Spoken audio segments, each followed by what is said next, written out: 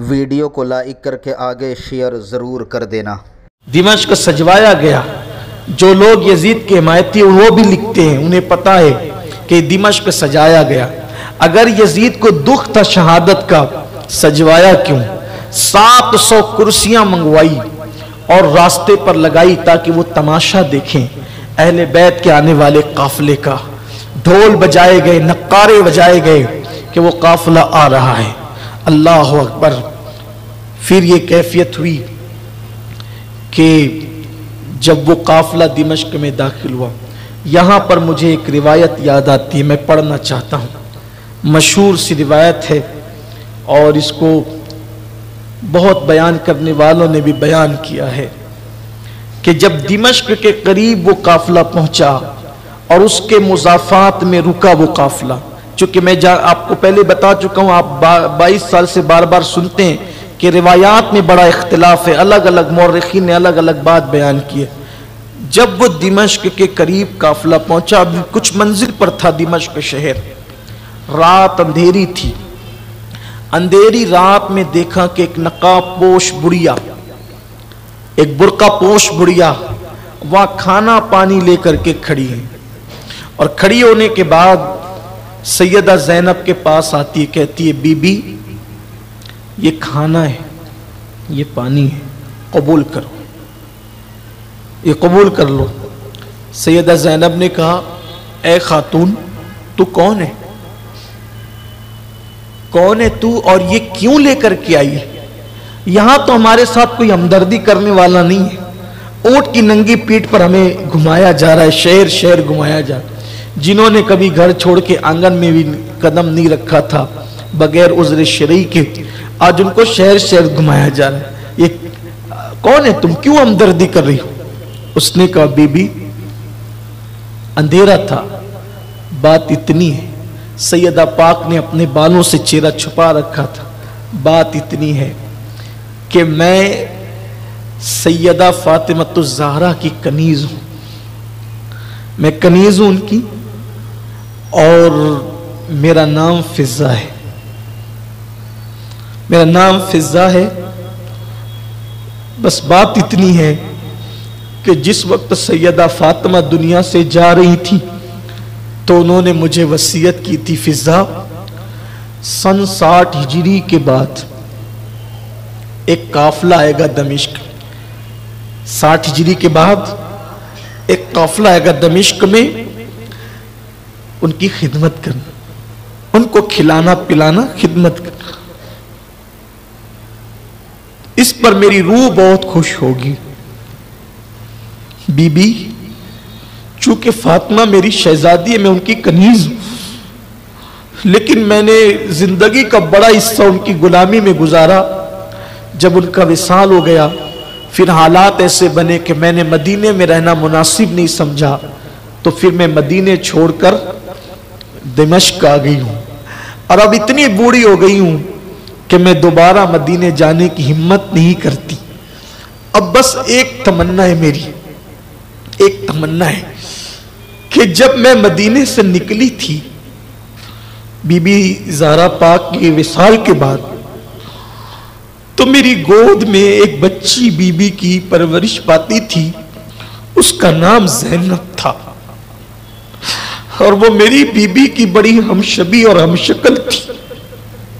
चूंकि बीबी ने कहा कि उस काफिले की खिदमत करना, तो हर रात सन 60 हिजरी जैसी लगी, हर रात मैं खाना पानी लेकर आती हूँ, शाम से खड़ी होती हूँ, सुबह तक रहती हूँ, काफिला नहीं आता चली जाती हूँ, फिर दूसरे दिन आती, फिर काफिला नहीं आता चली जाती हूँ। आज तुम मिले मुराद पूरी हुई, अब ये खिदमत कबूल करो और एक दुआ कर दो, क्योंकि मेरी बीबी ने तुम्हारे लिए खिदमत के लिए कहा, तुम मामूली लोग तो नहीं हो, तो दुआ कर दो बस कि मरने से पहले एक बार मैं ज़ैनब को देख लूं और हुसैन को देख लूं, क्योंकि ये दोनों मेरी गोद में पले हैं, एक बार देखना चाहती, दुआ कर दो बीबी, बस इतना सुनना था। ज़ैनब फूट फूट के रोने लगी और रोते रोते जब सिसकियां बुलंद होने लगी तो फिजा ने पूछा बीबी क्या बात है? کہ میں زینب کا ذکر کرتی ہوں اور حسین کا ذکر کرتی ہوں تو تیرے جذبات بے قابو ہو جاتے ہیں؟ کیا نسبت ہے تجھے زینب سے؟ کیا نسبت ہے تجھے حسین سے؟ تو سیدہ نے کہا وہ جو کٹا ہوا سر ہے وہی حسین کا سر ہے، اور یہ جو ہاتھ میں ہتھکڑیاں پیر میں بیڑیاں ہیں یہی زینب ہے۔ اللہ اکبر۔ پوچھا بی بی یہ حال کیسے ہوا؟ سیدہ پاک نے کچھ باتیں بتائی اور پھر فضا ساتھ ہو گئی، سیدہ فضا ساتھ ہو گئی۔ پھر یہ قافلہ دمشق میں صبح کے وقت داخل ہوا اور داخل ہونے کے بعد پھر دمشق میں پھرایا گیا۔ اس گرجے کو میں نے دیکھا ہے، میں جب ملک شام گیا 2005 میں تو میں نے اس گرجے کو دیکھا۔ وہ گرجا ملا، پتھر کا بھی پتھر کا وہ بنا ہوا ہے، گرجا ان کو ملا۔ وہ گرجا کے پاس رکے اور وہاں انہوں نے پڑاؤ کیا۔ گرجا کا راہب کبھی باہر نہیں آتا تھا گرجا سے، اس کو کچھ محسوس ہوا، وہ گرجا سے باہر آیا اور گرجا سے باہر آنے کے بعد اس نے کہا یہ کس کا سر ہے؟ تو کہا یہ ہمارے نبی کے نواسے کا سر ہے۔ یہ کون لوگ ہے؟ کہا یہ شیطانیاں ہیں۔ تو اس نے کہا تم کون لوگ ہو؟ کہا کہ انہوں نے بغاوت کی، معاذ اللہ ہم نے قتل کر دیا۔ کہا کہ کیسے لوگ ہو تم نے اپنے نبی کے بیٹے کا سر قلم کر دیا اور ان کی گھر والوں کو یہ انجام کیا تم نے؟ پھر اس راہب نے کہا دیکھو میری پوری زندگی کی کمائی 10,000 درہم ہے، پوری زندگی میں نے اتنا کمایا، یہ سب تمہیں دیتا ہوں، ایک رات کے لیے یہ سر مجھے دے دو، ایک رات کے لیے یہ سر مجھے دے دو اور ان سیدانیوں کی مجھے خدمت کا موقع دے دو۔ انہیں تو پیسے چاہیے تھے، 10,000 مل رہے تھے، 10,000 لے لیے، سر دے دیا۔ وہ راہب پوری رات اس سر کے سامنے کھڑا رہا، زلفیں صاف کی، گرد و غبار صاف کیا۔ امام علی مقام کے کٹے ہوئے سر سے اس وقت بھی خون کا اثر تھا، خون کا اثر اس وقت بھی تھا۔ اس کو پتھر پہ رکھا، وہ پتھر ابھی بھی گرجا میں موجود ہے، اب وہ گرجا نہیں، اب وہ مسجد ہے۔ تو جب میں گیا تھا تو مسجد ہی تھی، تو اس پتھر پہ رکھا تو اس پہ خون کا اثر تھا، آج بھی خون کا وہ اثر ہے۔ اور کہا جاتا ہے کہ تقریباً 225 سال تک، کربلا کے واقعے کے بعد 225 سال تک جب بھی یوم عاشورہ آتا وہ خون پھر تازہ ہو جاتا، جب بھی یوم عاشورہ آتا وہ خون پھر تازہ ہو جاتا، لیکن اس کے 225 سال کے بعد پھر وہ کیفیت نہیں دیکھی، لیکن خون کا اثر اب بھی اس پتھر پر موجود ہے، وہ میں نے اپنی آنکھ سے دیکھا ہے، اللہ شاہد ہے کہ ابھی بھی وہ خون نظر آتا ہے۔ اللہ اکبر۔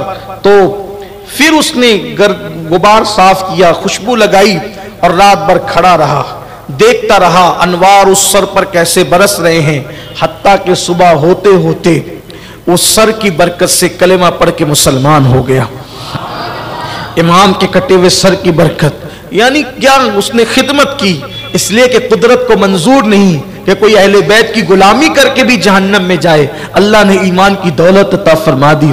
اس کے بعد پھر وہ وہاں سے نکلے، قافلہ آگے بڑھا۔ اب اختصار کے ساتھ بات کی جاتی ہے اور اب اتنی ہمت کہاں کہ ہر بات کی جائے، اتنی حوصلہ کہاں ہر بات کی جائے، بس اب آپ کے سامنے یہ سفر کو مکمل کیا جاتا ہے کہ پھر وہ قافلہ آگے بڑھا اور دمشق سے کچھ دور کے فاصلے پر ان کو روکا گیا، اور جب روکا گیا تو ادھر یزید کو خط لکھا گیا کہ قافلہ دمشق کے قریب پہنچ چکا ہے۔ یزید نے پورا دمشق سجوایا، دمشق سجوایا گیا۔ جو لوگ یزید کے حمایتی وہ بھی لکھتے ہیں، انہیں پتا ہے کہ دمشق سجایا گیا۔ اگر یزید کو دکھ تھا شہادت کا، سجوایا کیوں؟ 700 کرسیاں منگوائی اور راستے پر لگائی تاکہ وہ تماشا دیکھیں اہل بیت کے آنے والے قافلے کا۔ ڈھول بجائے گئے، نقارے بجائے گئے کہ وہ قافلہ آ رہا ہے۔ اللہ اکبر۔ پھر یہ کیفیت ہوئی کہ جب وہ قافلہ دمشق میں داخل ہوا، یہاں پر مجھے ایک روایت یاد آتی ہے، میں پڑھنا چاہتا ہوں۔ مشہور سی روایت ہے اور اس کو بہت بیان کرنے والوں نے بھی بیان کیا ہے کہ جب دمشق کے قریب وہ قافلہ پہنچا اور اس کے مضافات میں رکا وہ قافلہ. چونکہ میں آپ کو پہلے بتا چکا ہوں، آپ 22 سال سے بار بار سنتے ہیں کہ روایات میں بڑا اختلاف ہے، الگ الگ مورخین نے الگ الگ بات بیان کی ہے. جب وہ دمشق کے قریب قافلہ پہنچا، ابھی کچھ منزل پر تھا دمشق شہر، رات اندھیری تھی. اندھیری رات میں دیکھا کہ ایک نقاب پوش بڑھیا، ایک برقع پوش بڑھیا وہاں کھانا پانی لے کر کے کھڑی ہے. اور کھڑی ہونے کے بعد بچوں کا لاشا آیا تو بچوں کے لاشے کو دیکھ کر پھر ممتا تڑپ گئی. اور اب وہ بیٹی اور وہ بیٹی کا اپنا بہادرانہ انداز مغلوب ہو گیا. اور ماں نے بچوں کی لاش دیکھ کر جب ممتا تڑپ اٹھی تو میرے بچے کہہ کر کے رونے لگی. لیکن دوسری ہی آن میں اس ماں پر پھر ممتا کا معاملہ مغلوب ہو کر کے اب شیر خدا کا خون پھر غالب آیا اور کہا حسین اللہ نے میری قربانی قبول کر لی. میرے بھائی اب قیامت کے دن تیری بہن زینب سیدہ کی بارگاہ میں شرمندہ نہیں جائے گی، سر جھکا کر نہیں جائے گی، شرمیلے انداز سے نہیں جائے گی، رسوائی کے ساتھ نہیں جائے گی. اب قیامت کے دن امی فاطمہ کی بارگاہ میں مجھے بھی سرخروئی کا تمغہ ملے گا. اس کے بعد ابھی بہن اور بھائی میں یہی گفتگو ہو رہی تھی کہ خیمے کے اندر سے کسی کے کراہنے کی آواز آئی، کسی کے رونے کی آواز آئی. رونے والا روتا ہے، سسکنے والا سسکتا ہے. ایسے میں مولا حسین عجیب کیفیت ہے، باہر کربلا ہے، اندر خیمے میں قیامت ہے، قیامت صغرا قائم ہے. اپنی عزیزوں کے لاشیں اٹھا کر کے کمر نڈھال ہے، جسم نڈھال ہے، چہرے پہ افسردگی کے آثار ہے، زلفیں بکھری ہوئی ہے، داڑھی پر خون کے قطرے ہیں، بدن کپڑے خون سے لت پت ہے. ایسے عالم کے اندر کبھی میدان کرب و بلا کی طرف دیکھتے ہیں، کبھی خیمے کی طرف. مولا حسین نے ادھر بہن کو تسلی دینا شروع کیا، ادھر خیمے سے رونے کی آواز آئی. جب رونے کی طرف توجہ کی گئی تو رونے والا کوئی اور نہیں، مولا حسین کی سب سے چھوٹی بیٹی سیدہ سکینہ فاطمہ رو رہی تھی. مولا حسین نے توجہ دیا تو کیا منظر دیکھتے ہیں کہ چچا عباس کو اپنے پاس بٹھا کر کے سکینہ ہاتھ پکڑ کر کہتی ہے چچا آپ نے اپنی بھتیجی کی کبھی کوئی بات نہیں ٹالی. وہ دیکھو نا اصغر پیاس کی وجہ سے کبھی بے ہوش ہوتا ہے، کبھی پیروں کو زمین پہ رگڑتا ہے، کبھی مٹھیاں باندھتا ہے، کبھی کھولتا ہے، کبھی پیروں کو سمیٹتا ہے، کبھی پھیلا دیتا ہے. میرا بھیا بے ہوش ہو جاتا ہے، میرے بھیا کا ہوش ختم ہو جاتا ہے. میرے چچا آپ ہمارے لیے پانی کا تھوڑا سا انتظام کر دیں. اگر اپنی سکینہ کو نہ پلا سکے تو کوئی بات نہیں، لیکن معصوم اصغر کے لیے تو انتظام کریں. اللہ اکبر. مولا غازی عباس نے جیسے ہی اپنی بھتیجی سکینہ کا یہ دکھڑا سنا، اللہ اکبر تیش میں آ گئے. اس لیے کہ حضرت عباس علمدار مولا علی کی اور بیویاں جو تھی ان میں سے ایک بیوی جناب سیدہ ام بنین کے بیٹے تھے، لیکن سیدہ فاطمہ کی اولاد کا اتنا احترام کرتے تھے کہ اللہ اکبر مولا حسین کی اولاد کے سامنے غلاموں کی طرح رہتے تھے. آپ نے سنا ہوگا کہ اللہ اکبر مولا عباس جس وقت علی اکبر کے ساتھ چلتے، حضرت علی اکبر ہم شبیہ رسول تھے، لیکن حضرت عباس کا حال یہ تھا آپ کا جسم چوڑا تھا اور قد اتنا اونچا تھا کہ آپ اونٹ کی پیٹھ پر اپنا ہاتھ زمین پہ کھڑے ہو کر کے رکھ لیا کرتے تھے. اس قدر تناور آپ کا انداز تھا، اس قدر آپ کا جسم تھا، مضبوطی کا عالم یہ تھا. اس کی وجہ یہ تھی سیدہ فاطمہ نے وصیت کی تھی اے علی میرے بعد جب آپ نکاح کرنا تو بہادر گھرانے کی عورت سے نکاح کرنا، کیونکہ بہادر ماں سے جب بہادر بیٹے پیدا ہوں گے تو وہ میدان کربلا میں میرے حسین کے کام آئیں گے. مولا علی نے حضرت ام بنین سے نکاح کیا. یہ بڑی بہادر خاندان کی خاتون تھی اور خود بھی بہادر تھی. اللہ نے بہادر بیٹوں میں ایک بیٹا عباس ایسا عطا کیا. حضرت عباس کی طاقت کا عالم یہ تھا، اگر وہ کسی انسان کی زلفیں ہوتی تو اس کے بال پکڑ کر کے جو ہے اپنے دانتوں میں اس کو اٹھا لیا کرتے تھے. یہ کوئی قصے کہانی کی بات نہیں ہے، یہ اسلامی تاریخ کا ایک باب ہے. اور ہمارے لیے تو حیرت بھی نہیں ہے، ہمارے لیے تو تعجب بھی نہیں ہے، اس لیے کہ ہم تو یہ کہتے ہیں علی کا گھر بھی کیا گھر ہے کہ اس گھر کا ہر ایک بچہ جہاں پیدا ہوا شیر خدا معلوم ہوتا ہے. ارے جب آج تک کے جو ہے علی کے خون کی تاثیر یہ ہے تو وہ تو علی کی حقیقی اولاد تھے. علی فاتح خیبر ہے، کبھی زنجیر ہلتی ہے، کبھی در کانپ جاتا ہے. علی کا نام سن کر اب بھی خیبر کانپ جاتا ہے.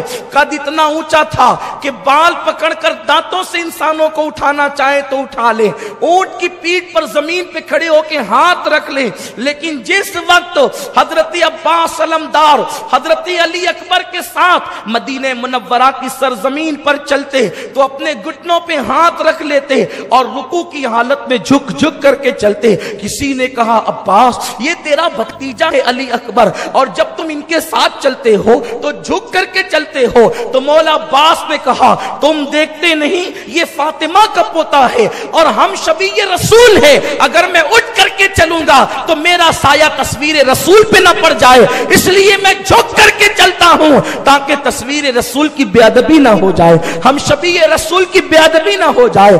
قدر والے جانتے ہیں قدر شان اہل بیت. میرے پیارے آقا علیہ السلام کے پیارے دیوانوں، تو مولا عباس کو خاندان حسینی سے بڑی محبت تھی. اسی لیے تو مورخین نے یہاں تک بھی لکھا ہے کہ آپ امام علی مقام کے سوتیلے بھائی ہونے کے باوجود آپ نے پوری زندگی مولا حسین کو بھائی نہیں کہا، آپ نے ہمیشہ آقا مولا کہہ کر کے پکارا.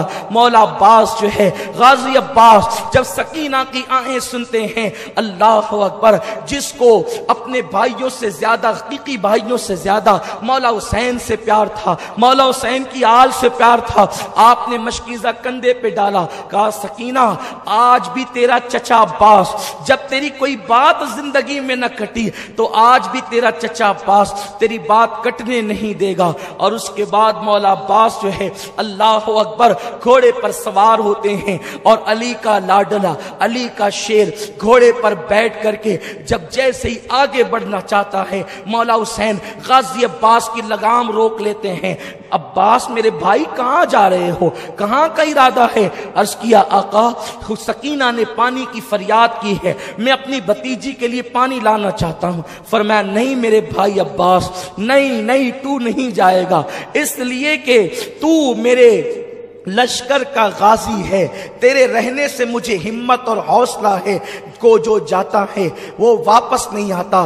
غازی عباس نے کہا آقا حسین میں سب کچھ برداشت کر سکتا ہوں، اپنی بھتیجی کی فریاد کو ٹال نہیں سکتا، آپ مجھ سے امتحان نہ لے میرے آقا، میری شہزادی کے شہزادے امتحان نہ لے، میری آقا زادی کے شہزادے امتحان نہ لے، مجھے جانے دے. اس کے بعد مولا حسین نے جو ہے لگام گھوڑے کی چھوڑی ہے اور عباس نے ایڑ لگائی ہے. اللہ اکبر. غازی عباس جب چلے ہیں اللہ اکبر، وہاں فرات کے کنارے پر پہلے دن تو 500 کا پہرا تھا، لیکن جب جنگ شروع ہو گئی تو تقریباً 2000 سپاہ کو وہاں پر کھڑا کر دیا گیا تھا.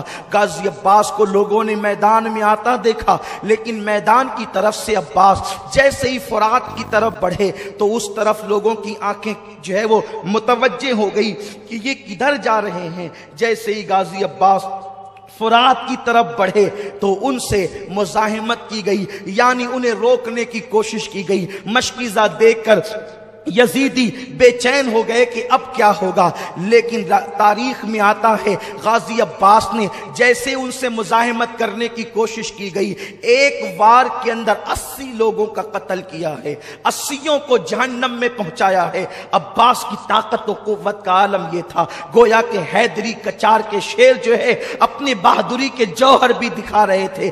3 دن کے پیاسے ہیں اور یہ حال ہے، اگر پیاسے نہ ہوتے تو یزیدیوں کے چھکے چھڑا دیتے, یا پھر اگر پیاس کے باوجود بھی وعدہ وفا کرنا نہ ہوتا اور جانے بچانے پر آتے تو اللہ اکبر اپنی تلواروں کے اشارے سے زمین پلٹ دیتے. لیکن وہاں تو وعدہ نبھانا تھا, وہاں تو وعدہ وفا کرنا تھا. غازی عباس ان سے لڑتے لڑتے جب اپنے گھوڑے کو لے کر فرات کے اندر پہنچے, یعنی گھوڑے کے دو پیر فرات کے اندر تھے, دریائے فرات کے اندر, اور دو پیر باہر تھے, آپ نے جیسے ہی گھوڑے کو کہا ذرا تو پانی پی لے. اللہ اکبر, یہ وہ روایتیں ہیں جو محتاط مورخین کی لکھی ہوئی ہے. اور لیکن ایک بات یاد رکھیں, ہم عشق کے بندے ہیں, کیوں بات بڑھائی ہے, سر سوے روضہ جھکا پھر تجھ کو کیا, دل تا ساجد یزیدیا پھر تجھ کو کیا, دل تا ساجد یزیدیا پھر تجھ کو کیا.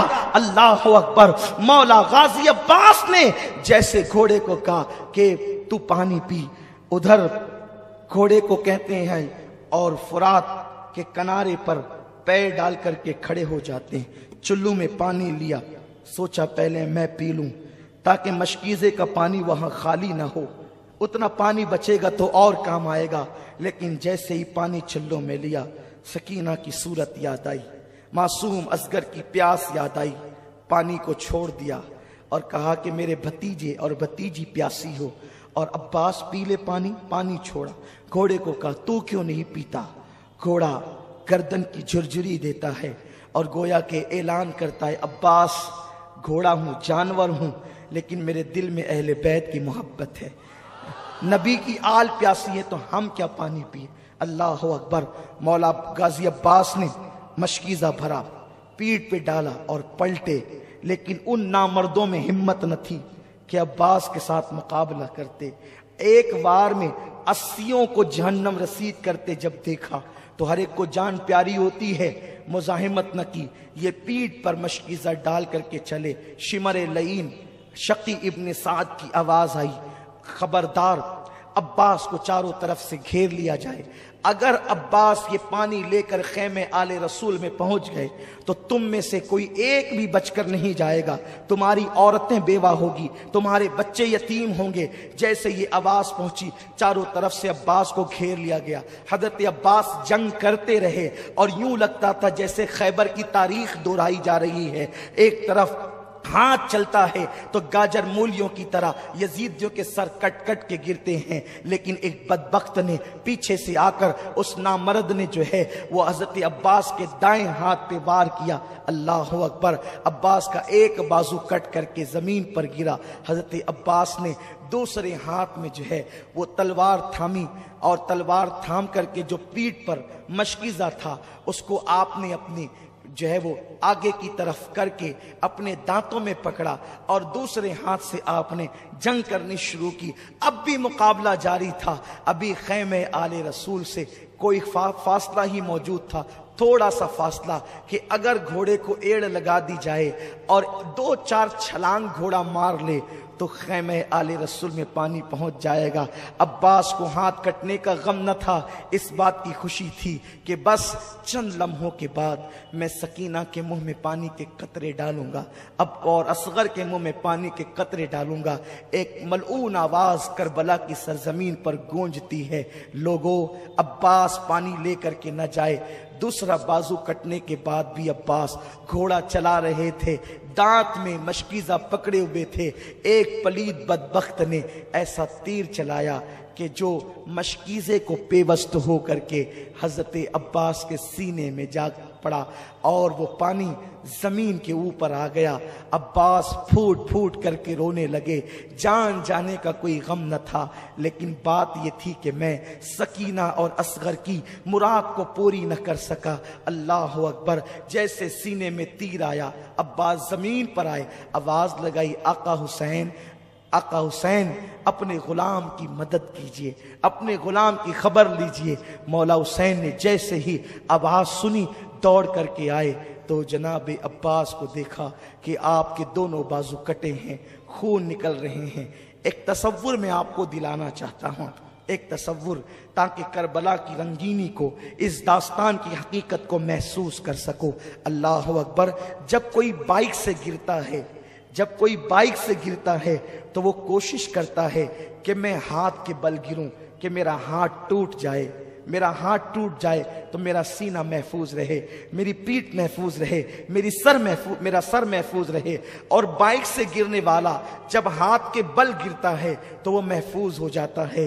عباس تم تو ہاتھ کے بل کیسے گر سکتے تھے؟ اس لیے کہ تمہارے ہاتھ ہی کاٹ لیے گئے تھے۔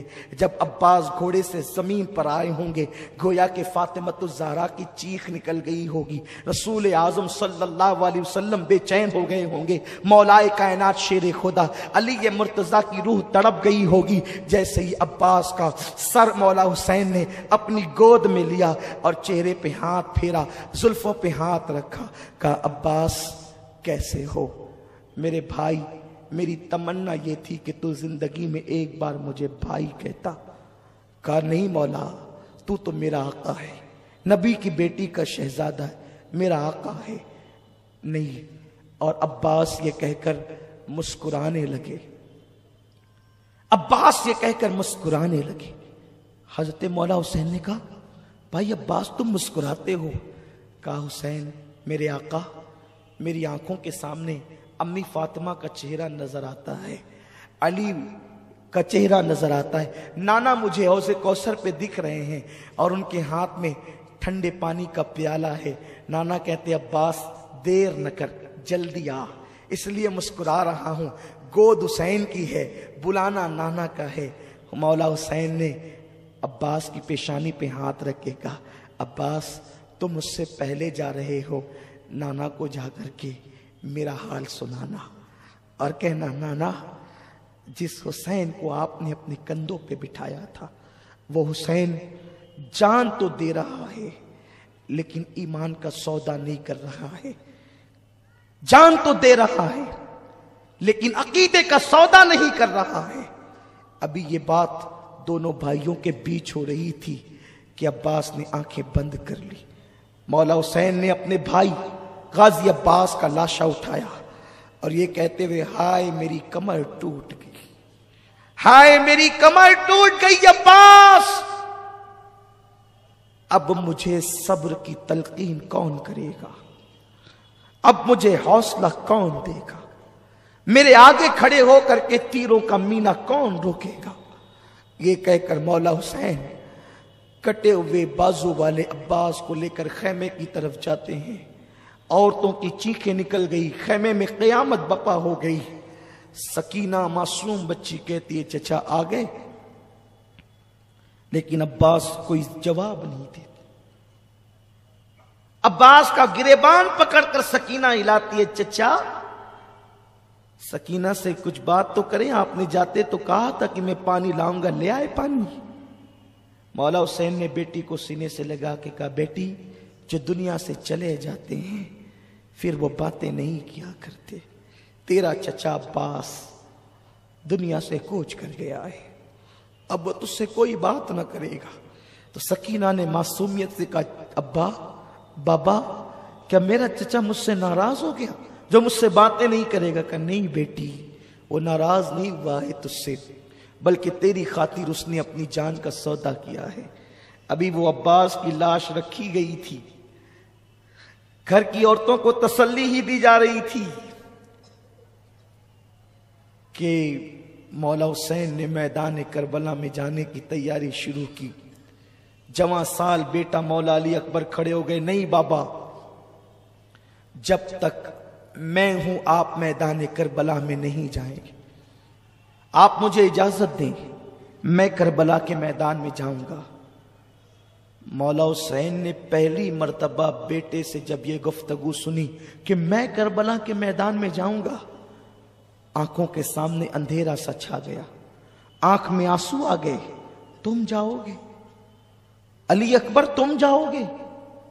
ہاں بابا، نہیں یہ نہیں ہو سکتا، وہ میرے خون کے پیاسے ہیں، میں تمہیں جانے کی اجازت نہیں دیتا۔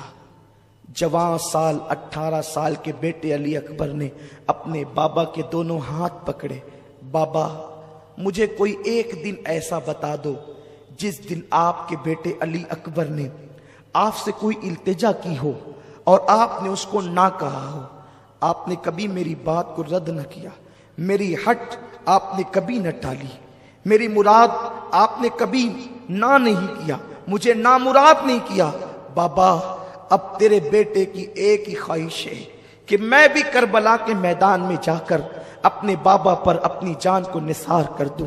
ہم شبیہ رسول کو دیکھا، بیٹا اہل مدینہ تو نانا کو جب دیکھنے کے متمنی ہوتے تھے تو کبھی تیری دادی، کبھی تیرے بابا، تیرے تایا حسن کو یا فاطمہ کو دیکھ کر تمنا پوری کرتے تھے، اور جب وہ کوچ کر گئے تو اب اہل مدینہ اور رسول اللہ کے گھر کے لوگ اب تجھے دیکھ کر کے اپنی تمنائیں پوری کرتے ہیں۔ بیٹا تو تصویر رسول ہے، تو تصویر مصطفیٰ ہے، تو آقا کی تصویر ہے، بیٹے تو کربلا میں نہیں جائے گا۔